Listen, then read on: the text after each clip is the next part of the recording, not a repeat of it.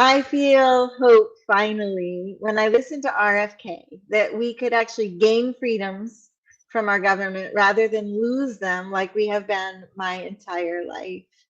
Welcome to our show where we encourage thinking outside of the tax. And today we're going to, just chat about what we see in RFK that gives us hope.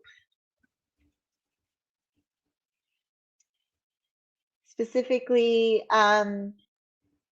starting with the talk about like the how corporations kind of control our country, maybe even our world, and how we have seen evidence that RFK actually doesn't just make promises, but he's had the courage to go up against corporations and win against them when he was, cleaning up rivers or helping people with, health concerns that they had as a result of some kind of pollution or something they were forced to put inside their bodies. And I think you have more to say about that than I do. I'm not sure specifically what part you mean, but corporations. I know you like to talk about the corporate, what's it called? Corporate capture. I learned that phrase from RFK, but it works. And I've been saying this my whole life because somehow I learned this from a great teacher when I was really young about just a simple thing like subsidizing, and how now that's these things that were put in place to protect small businesses in America are now benefiting only the super giant 1.01% of that all the wealth is, and it's infused into the government and these agencies that they created to protect the labor, to protect the housing, to protect the health of the rivers and the air that we all kind of like all of us, no matter who you prefer in the office, probably like a clean river and cleaner air, So all these agencies have been corporately captured, meaning they're behooving to these. And then you go deeper into what is a corporation, and the law that makes a corporation is the bottom line is money. And we're like, oh, we all know that. But literally, it's illegal for a corporation who has a board and stockholders to put any value above making money. So if saving human life or cleaning up a river doesn't make money, it's illegal for the company to do it if they can do something else to make money. Yeah, and it's really scary when you find out how much money these corporations are contributing to campaigns, and then noticing that even when campaign promises said one thing, the president and the Congress does another. And there's a great speech that RFK recently made that I'd like to include. Thank you. I'm very pleased to be back here at Freedom Press. When I spoke here last year, it gave me such a morale boost to be around so many people who share my passions for the Constitution and for freedoms and the rights that our Constitution preserves. Those freedoms have been under relentless assault for at least 20 years now, but particularly since 2020, when Donald Trump was still in office. The COVID lockdowns violated our freedoms to peaceably assemble. They shut down our churches, violating our freedom of worship, which is enshrined in the First Amendment. They shut down millions of small businesses, 3.3 million businesses with no due process, no just compensation, in violation of the Fifth Amendment. They shut down our jury trials against any corporation that was involved in a COVID countermeasure, no matter how reckless they were, no matter how negligent, no matter how grievous your injury. You could not sue them. I believe Donald Trump has good instincts. He resisted the ideas of lockdowns at first, but he wasn't able to resist the bureaucracy for long. He came into Washington to challenge the establishment, but he didn't know how to do it. He reauthorized FISA and the Patriot Act. He broke his promise to declassify the JFK assassination files.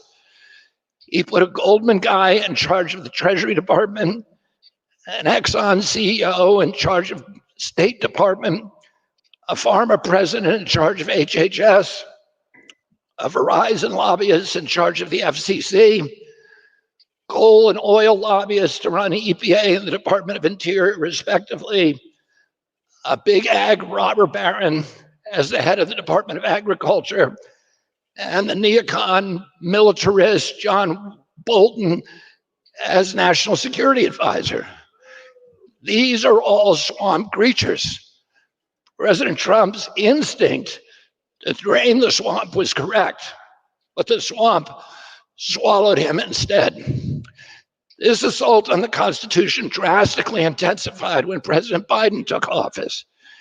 His administration trampled on that most fundamental of freedoms, the one upon which all the other ones reside, the freedom of speech. We now know from the Twitter files and from discovery in the Murthy versus Biden case, and from the discovery in my case, Kennedy versus Biden, at 37 hours after he took the oath of office, President Biden swearing to uphold the Constitution, President Biden's White House set up a system where the FBI funneled censorship requests to all the major social media companies to remove posts, to deplatform critics, and to suppress dissent. The FBI opened this portal to a dozen other federal agencies, including the CIA, CISA, the IRS, the NIH, the CDC, the DHS, and others to join in an obscene orgy of federal censorship. It started with what they called medical misinformation, but it didn't stop there. Soon, a whole censorship industrial complex had metastasized, incorporating government agencies, universities, NGOs, and the tech companies. And the subjects they censored expanded from way beyond medical issues to issues like the war in Ukraine. In his 155-page decision, documenting this extraordinary government coup d'etat against our Constitution, Judge Doughty condemned the Biden administration for, quote, the most massive attack against free speech in United States history, end quote.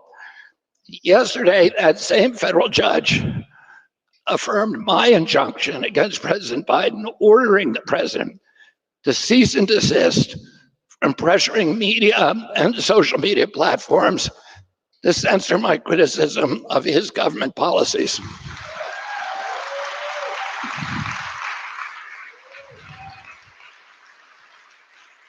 Please raise your hand if any of you read about that decision in the mainstream media. Yeah, none of you. That is not a coincidence. Not a coincidence indeed, which is one of the reasons I don't watch the news. And it's just too depressing to realize that we're not really getting all of the news. And it's also very cool that we get to do what we're doing now and learn it online, learn the news online, and find new ways of thinking and new facts that are not being shared with the general public by people like RFK. Yeah. And there's corporate capture and everything, even in what you just shared. Can you share a little bit what you were just talking about? About the media, you mean?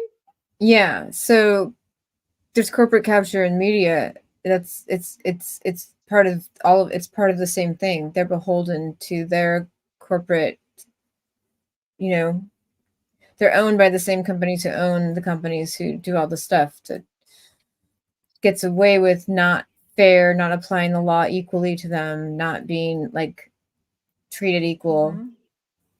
And there's And they have laws. this thing of they're discrediting. So many people are being paid off that there are scientists who will discredit evidence, and then the media will get a hold of that and discredit all this stuff that's formerly been shown in science. Yeah. I think about that stuff a lot and how the human being, and it's like every little piece, like it's not like one human that's super bad. It's like a little bit of greed in all of us. And it just, the system is broken, not the people that are taking a piece of the pie. Like, we don't know, it's just so hard to keep the heart in like open. But there's laws that have been passed, and for them addressing it, when RFK talked in one of the podcasts about the law that passed in 1989, making it so that any drug companies that manufacture vaccines will not be responsible for lawsuits. And if they can reverse that law, or that if it's a law or if it's a precedent, I don't know. But there's more laws like that in terms of media, where in the 80s or early 90s, they tried to fight for truth. So anchors were fighting to speak the truth on air and got fired, sued, and lost. That the news company is a corporation and is allowed to force people to lie to keep their jobs. It's completely legal to do that. And that's stuff that the general public doesn't really know. Like there's cases that happen. There's 80s quality video somewhere of these people in the courtrooms, trying to get their point across. And it's just in every aspect of government. There's there's no subject you can't say where you can't trace it back to some sort of corporate capture. Yeah, it's rather depressing, and yet just glad that, and Trump did talk about it a lot, and I loved how RFK mentioned, Trump really had the intention to do something, and it's not easy being president. We watch them all go gray. I'm sure a lot of it is pressure. Who knows what they're being threatened with? Like I don't know. Totally. And what's Don't exciting know. is that Trump did ignite the possibility to have these ideas come out. Like there wouldn't really even be a safe space for somebody like RFK to appear on the scene if there wasn't a group of people like trying to talk about this one. Like, it's been my whole life scary. There's never been a time where it wasn't scary in this way. And now there's like a mainstream person talking about it that has never in my lifetime happened. It's never had a spotlight. And so even if they weren't as dramatic of a reality show back in the 90s or 80s, I mean, you can go back to Iran-Contra, you can go back to how we set up all these places in Africa, imperialism, it's still here.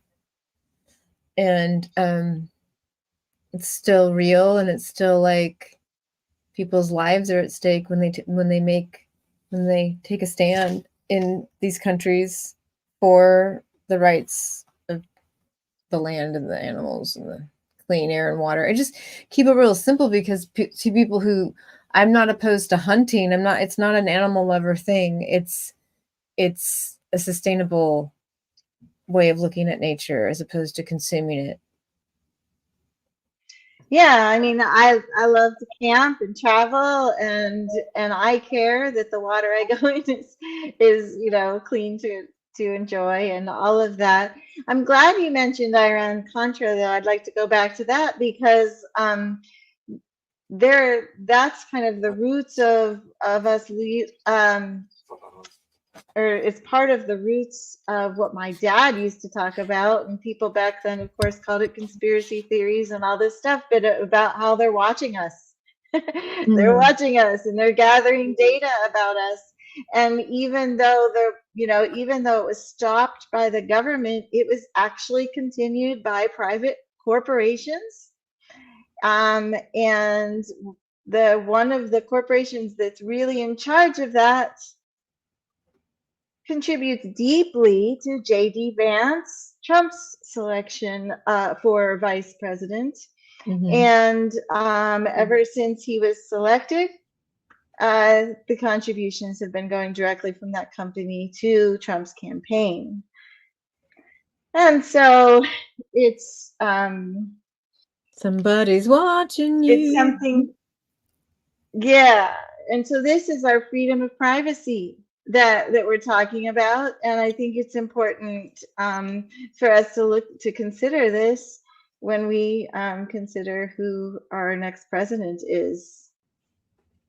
Also, one of Peter Thiel's companies had the AI that put people from the January 6th riot in prison, which is kind of interesting. Yeah, But, it crosses some potty lines. So yeah, it's all going to come together, and hopefully people will see through the smoke and mirrors.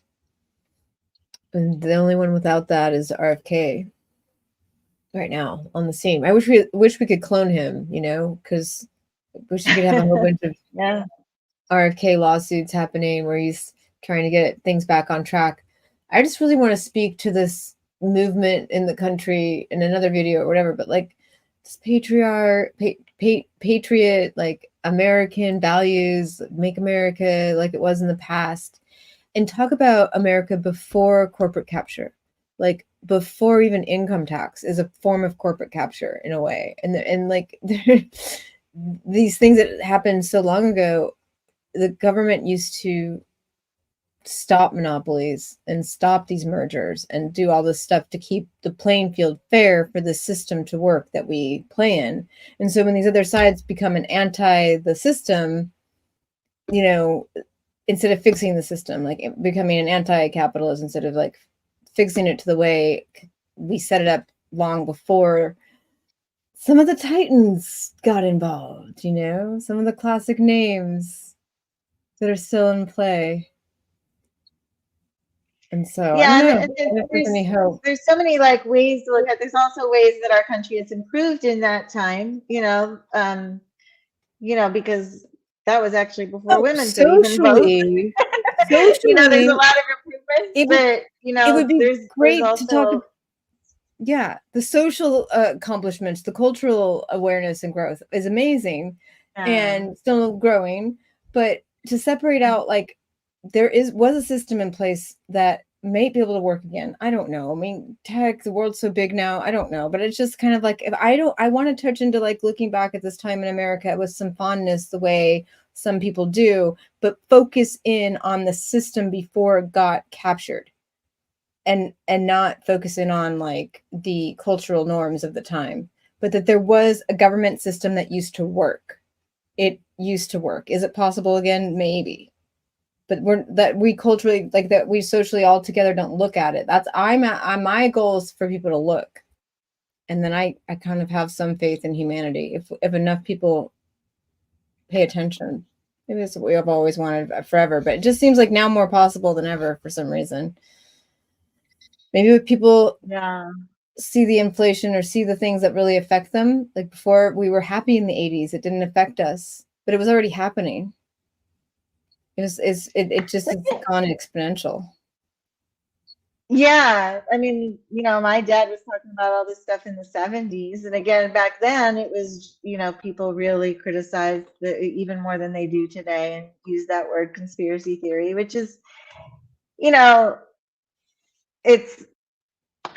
it's become such a label for people to just pass off in anything at all. And there are some of them that are untrue, but there's also a lot Earth of might be flat. going Come on. Right? The Earth might be flat. The Earth might be flat. Some of them might be true. The timing got off on that. You're like, some of them might be true. And I'm like, the Earth might be flat. Yeah, so there's and I also want to say something for like I believe that there's always been issues with our country. I'm maybe a little more jaded. Like I don't like to say the good old days because I believe there's always been issues. It's just different issues now. And that's why we need all Americans, because like all Americans together, like coming together and putting their input and being listened to instead of going from extreme to extreme, like not only the president, but the Senate, I mean, the Congress, either Republican or Democrat, going extreme to extreme and making each party has made some good changes here and some good changes there. Like, what if we all got together and made them at once? What if we made business changes, military changes, social changes, rights changes for the better by incorporating what we all want as best we can? Yeah. Possibly with an independent president Mhm. that who is committed to being a populist, who's committed to really bringing people together, and helping the majority, as many people as he can. Yeah. And helping people means also helping clean up the mess here. And if we clean up the mess, we might not need to argue over coal and solar. We could just have enough whales in the ocean pooping, and their poop can absorb the CO2. And there's just a lot of different, you clean up the rivers and the land that grow the food that runs off into the river, that runs off into the ocean. And yeah, I don't know. The powers that be, what controls all that? The Yeah, rights. also a very big corporate thing. Like I know that we want to keep our industry. We want to still be able to have our workers have jobs. But AI is And taking it's care a of fine that. line to cross. We can't just like throw out our industry, and Most we've got to industries are find being a way to keep industry and also help our environment stay stable. Yeah, but most industries, job-wise, are being replaced by AI. So you have the coal still, but you only have a handful of people in the industry. In a sense, back in the day, there was like a whole bunch more or less. So that's Compared to happening with back every in the day. industry. Even like fast food joints are going to kiosks, and it's lots going on with that, but I always wanted to put campaigns out there when people want to shift, like this industry is maybe not good for the greater good and we have to shift a little bit, that there could be like a program for the people dependent on it. Let's collectively take care of them. But then and that leads us back to a comment that RFK made about the shutdowns, when in 2020, when Trump was still in office, and he did resist it for a while and finally caved. And also the Mexican president, he resisted it for a long time and finally caved to the pressure of the world and people in his own country. In Mexico, it was even more devastating than in our country because they didn't have any aid. They don't have aid for the poor. And what he kept saying was that if he did a shutdown, people would die. More people would die of starvation than of COVID. And it happened. I mean, unfortunately, in developing countries, they don't test people to see why they died or why they're in the hospital.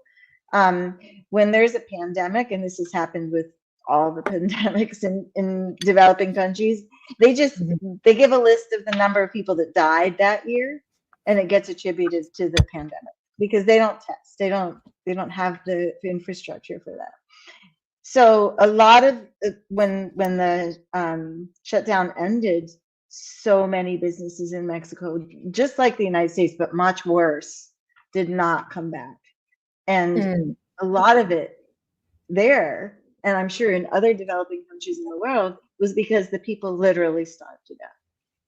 And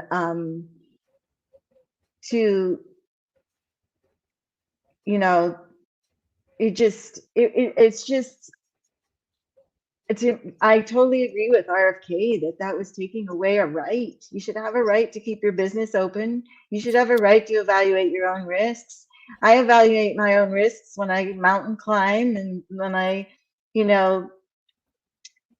ski behind a boat or snowboard or whatever. I value my risks. I have the freedom to say, yeah, it's a risky sport, but I'm going to do it anyway. And that is something that I believe that we should have been offered, and we should have not been mandated to close businesses, to not meet with each other, all of the things that, all of the freedoms that cost so many people their business, created billionaires, by the way, because the big stores got to stay open. The big grocery stores, because they had stuff that people needed, that the little ones didn't get to. So we created a lot of billionaires in that era, and a lot of the middle class went away. Mm-hmm. Well, it's the same thing. And even in the aid, there was corporate capture, and every single step of everything just all got sucked up by the big conglomerates. Yeah, for sure. Okay, so now I'm all depressed. Let's change gears. I need to laugh. Can you tell me a joke? What were we just talking about? Let me see. What was making you feel sad? Just the the cost that it was to so many people, the cost of, and forced upon them, the lack of freedoms that we've been experiencing. Some of them have continued. Oh my gosh, the air was clean. It was amazing. Ah, yes, the air was clean. You're right. I remember that. Why is everybody going and to the weather restaurants? changed. Sorry, I'm not a big restaurant fan, but I believe in freedom. So if that's what you love and you want to go to restaurants and have a restaurant, we tried it in real life. No, thank you. I don't want to run a restaurant. I love healthy food. I love what Nicole Shanahan talks about with the soil and Sadhguru. Those are the only ones talking about soil. And one other woman in India who's awesome. There's 3 people of prominence. Soil. It's all about the dirt and the shit that fills the dirt. There were so many birds when the air was clean. There were so many things that were so different. It was wild. The weather was different. Yeah. I think it affects the weather. In Canada, they did a study in Eastern Canada. There was a study done where they showed a significant difference in the weather just because of all the industries being shut down. But just saying, thank you. It showed us some things, like as far as how much our industry does affect the environment, for sure. Yeah, and how quickly the earth can heal, really. And and then I have to figure out where I'm allowed to sleep. Hope. Yes, how quickly the earth can heal.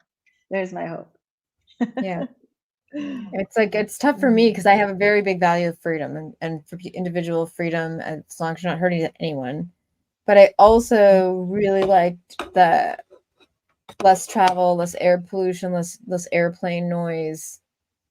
There's a lot of food waste in restaurants. It's really another tax on the environment if you not an individual restaurant, but you look at the whole.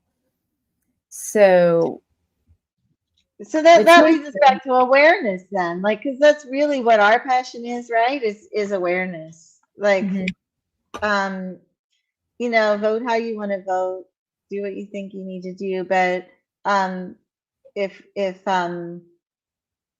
you can just if we can just spread some awareness about some of these things, totally awareness. RFK is spreading awareness about We're these spreading things. awareness. They change it from the bottom up, and from the top down. We're spreading awareness, and we are not bossing anyone around. I mean, I'm not. Except each other. Yeah, people we know. But we're not telling each other who to vote for, Do you know what I mean? No.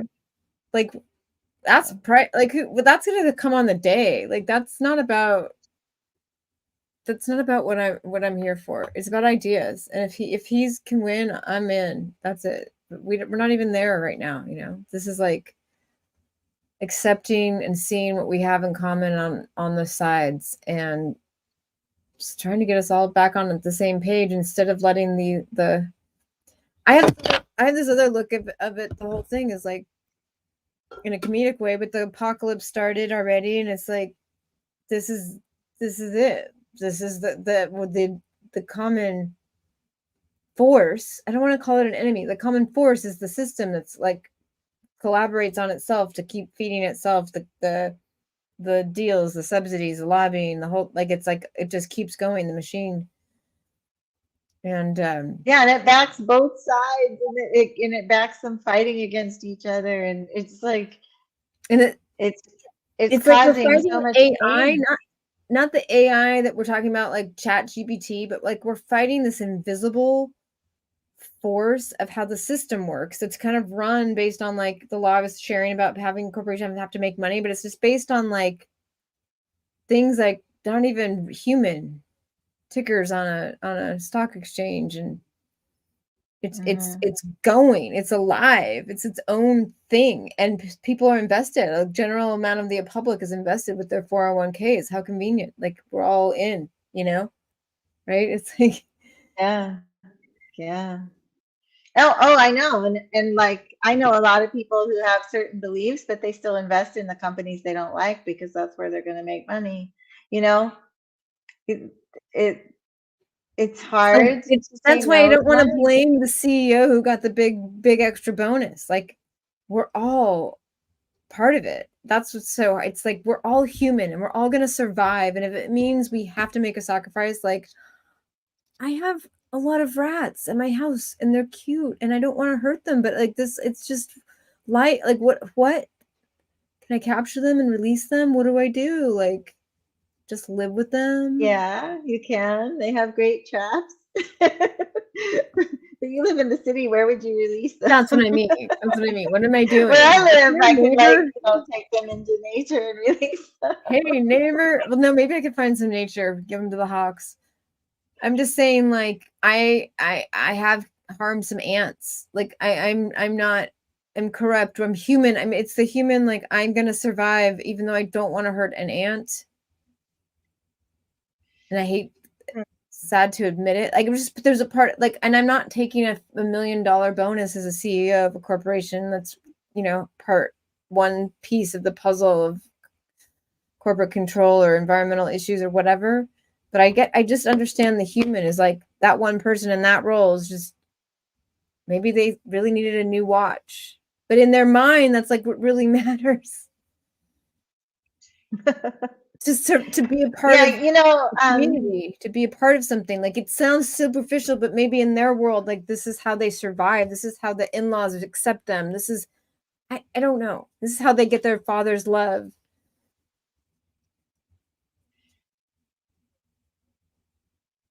And the race is so fast that there's no time to like catch it, you know, in their life, in the quickness of like the people that we look at with these fancy jets and these big lives. Some of them are like just as stressed as everyone with 3 jobs.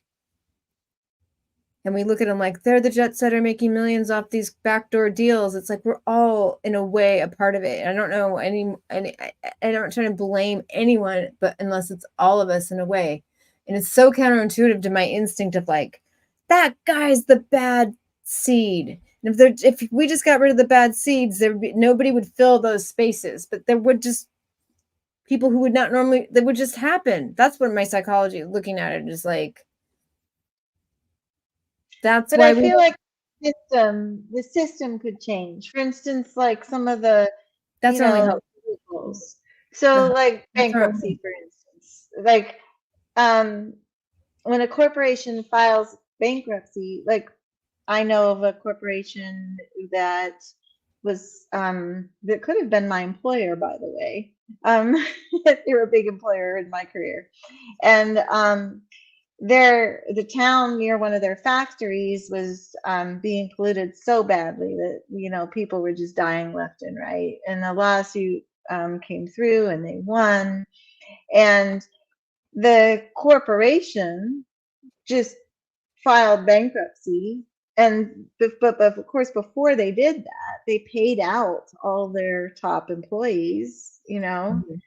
and so they just hid their money basically, so that the money that took care of the people in the town came from our taxes and increased our debt as a country.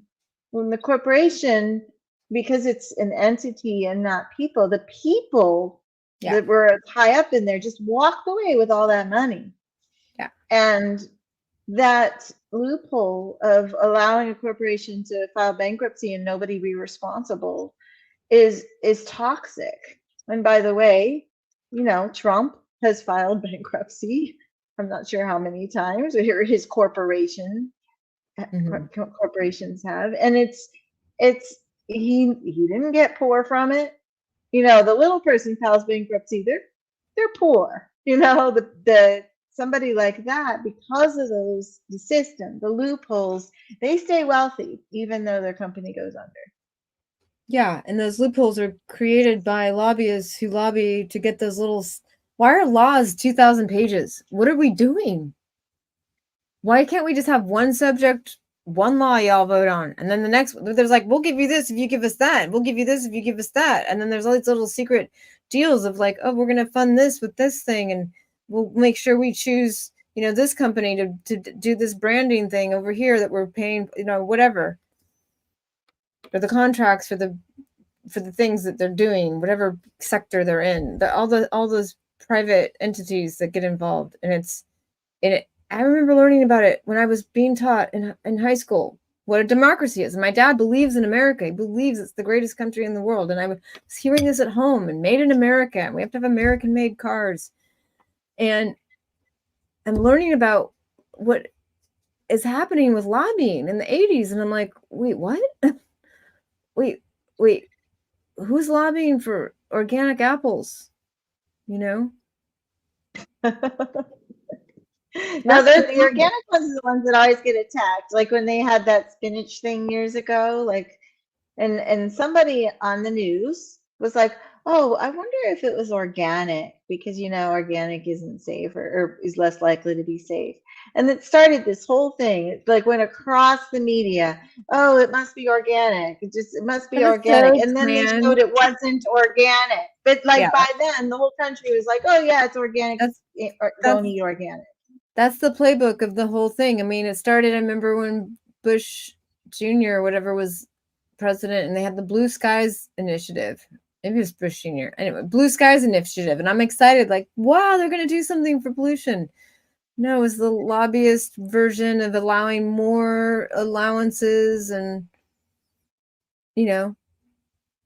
so it's been like allowances this a long. For what? Huh? Pardon? Allowances for what? Polluting the air. Clean air, Blue Sky Initiative is like rolling back the 1970s Clean Air Act laws. And they called it. Why was it called Blue Skies?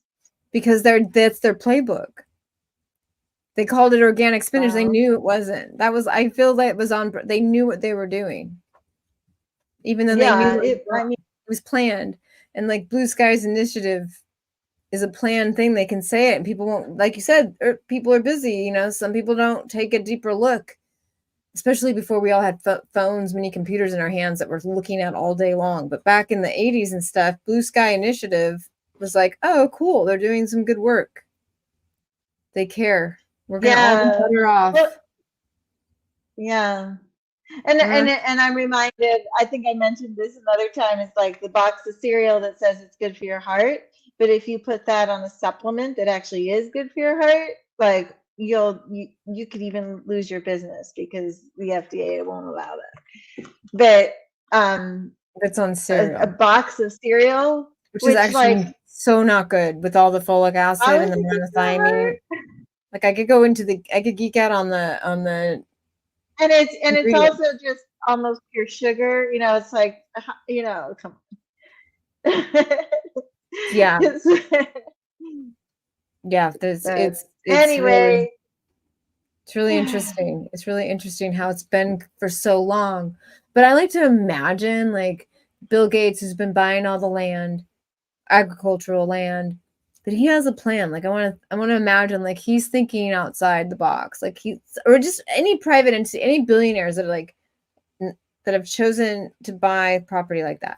Then they apply the real Green New Deal, not the one that is a part of the two-party system fighting each other. Like, oh, we're going like Biden signed this thing into law, the biggest Green New Deal package ever. It's just a corporate deal, same old stuff that we're just talking about.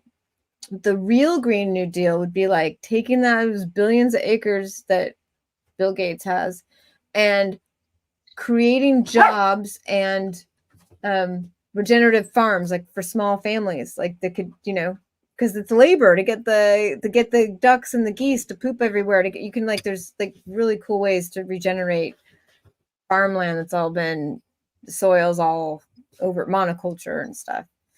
So just kind of like, yeah, I'm realizing in myself like how negative I am, because like you're talking about somebody buying up a lot of land, and all I can think of is all of the people buying, so-called people, which is really corporations, buying a lot of land in Colorado to get water rights for California, which already has an inordinate percentage of the water rights of the Colorado River. And now they're like going to Colorado and buying land to get even more of those rights. So like, that's where I went when you talk about somebody like some billionaire buying land. I'm like, what's the real reason? There's a lot of reasons. And of course, there's BlackRock who's buying up all these houses, and raising the market with no intention.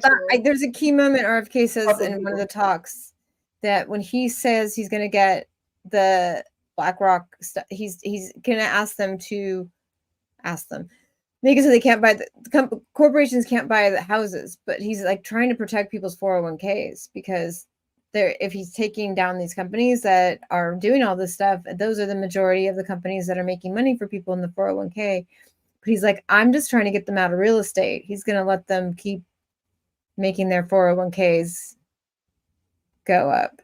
But just the idea of a Green New Deal, a real Green New Deal, being about regenerating the land and getting it, if there could be the government, or if billionaires came together and did something for the greater good, and then people who are struggling, who are lonely, who are craving community, it's just like, I'm just giving ideas. I just feel like if you just get the right people in charge or in around the policies, where more ideas can come.